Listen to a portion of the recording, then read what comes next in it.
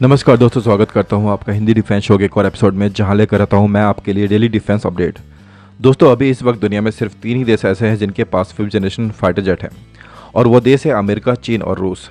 America के पास दो 5th generation fighter jet है, F-22 रैप्टर और F-35। रूस के पास है सुखोई 57, तो हमारे दुश्मन देश चीन के पास है जेंगडू J-20।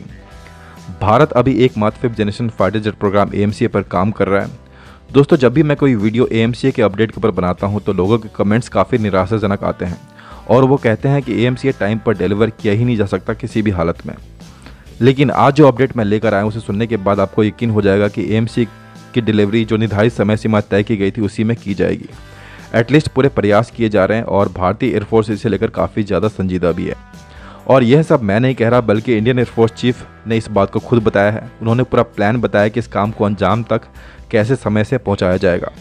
एक एक डिटेल आपको इस वीडियो में अच्छे से एक्सप्लेन करूंगा, तो वीडियो में लास्ट तक बने रहें। और अगर आप मेरे चैनल पर पहली बार आए हैं तो चैनल को सब्सक्राइब कर बेल आइकन दबाएं ताकि आपको रेगुलर डिफेंस अपडेट समय पर मिलते रहें।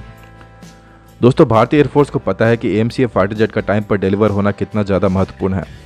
भारत के chief of Indian air force air chief marshal Vivek Ram Chaudhary ने एक इंटरव्यू दिया है अभी BW बिजनेस वर्ल्ड को, जिसमें उन्होंने भारत के एकमात्र 5th generation fighter jet programme के बारे में सारी जानकारी दी। Air chief marshal Vivek Ram Chaudhary जी ने बताया कि इस इंटरव्यू में, और उनसे ऐसा प्रतीत होता है कि AMCA के कुछ क्रिटिकल टेक्नोलॉजी जो इस प्रोजेक्ट को समय से कंप्लीट होने के लिए सबसे ज़रूरी है, वो शायद ही डेवलप हो पाए समय से। एक तरह से इनडायरेक्टली उन्होंने यह कह दिया कि एरोनॉटिकल डेवलपमेंट एजेंसी और हिंदुस्तान एरोनॉटिक्स लिमिटेड शायद in critical 5th generation technology को समय से डेवलप न कर पाए। उनका यह कहना बिल्कुल भी नहीं था कि हमारे डिफेंस लैब इन टेक्नोलॉजी को डेवलप नहीं कर सकते। उनका मतलब सिर्फ इनका समय सीमा के अंदर डेवलप किए जाने का था। अब गलती तो ADA या HAL की भी नहीं है। इस तरह की टेक्नोलॉजी को डेवलप करने में समय तो लगता ही है। अगर हम बोइंग या लॉकहीड मार्टिन की बात करें तो इनके पास ये 5th जनरेशन टेक्नोलॉजी हैं। इन्होंने इसे तुरंत ही डेवलप नहीं कर लिया। इनके पास इनका बेस पहले से ही मौजूद था और सालों साल इवॉल्व होता रहा है। ये गवर्नमेंट का सपोर्ट भी इनके पास था, चाहे वो मिलिटरीली हो या फिर फाइनेंशियली। और जहाँ तक हमारी डिफेंस लैब्स की बात है तो हम तो अभी इन टेक्नोलॉजी को लेकर सीरियस पिछले 8 से 10 साल में हुए हैं।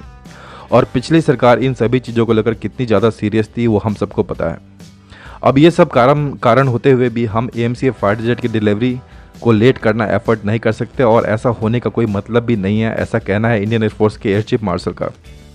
इसके लिए उनके पास एक बैकअप प्लान भी तैयार है, और इस प्लान के मुताबिक अगर HAL या ADA in critical 5th generation component या टेक्नोलॉजी को निर्धारित समय में कंप्लीट नहीं कर पाती है तो इस प्रोजेक्ट में विदेशी कंपनियों को इनवाइट किया जाएगा। जापान इस प्रोजेक्ट में पहले से ही इंटरेस्टेड दिखाई दे रहा है। अमेरिकन कंपनी बोइंग और फ्रांस की कंपनी सैफरान AMCA प्रोजेक्ट में कोलैबोरेशन के लिए तैयार बैठा है अगर MRFA कंपटीशन के तहत 114 फाइटर जेट का टेंडर उन्हें मिलता है तो। बाकी दोस्तों, आपकी क्या राय है इसे लेकर कमेंट सेक्शन में ज़रूर मेंशन करें। वीडियो लाइक करना न भूलें। मिलते हैं अगले अपडेट के साथ बहुत जल्द। जय हिंद, जय भारत।